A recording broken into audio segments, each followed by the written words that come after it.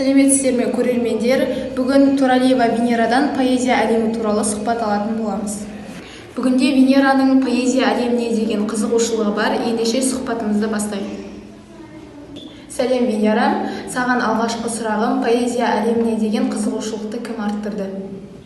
Сәлем, Альбина. Мен поэзия әлеміне байланысты өлеңдерді шығаруды ұстазым Кенже Махат қызының қолдауымен шығара бастадым. Ең бірінші 4 жол өлеңдерден бастап құрастырдым. Жақсы, рахмет. Қазіргі таңда шығарған қанша өлеңің бар? Менің 25-ке жуық өлеңім бар. Мен оны бос уақытымда шығарамын. Рахмет. Өлеңдерінің басым көпшілігінің тақырыбы қандай? Менің өлеңдерімнің тақырыптары көбінесе табиғатқа, отбасы, достар және мектепке және өзіме байланыстырып шығарамын. Сіздің артыңыздан еріп келе жатқан жас бүлдіршіндерге айтатын ақылыңыз? Мен артымнан еріп келе жатқан бүлдіршіндерге айтарым: кітап көп оқып, сөздік қорларыңды жетілдіріңдер және қазақ тіл әдебиет пәнінен беретін мұғалімдермен жақсы қарым-қатынаста болыңдар дегім келеді.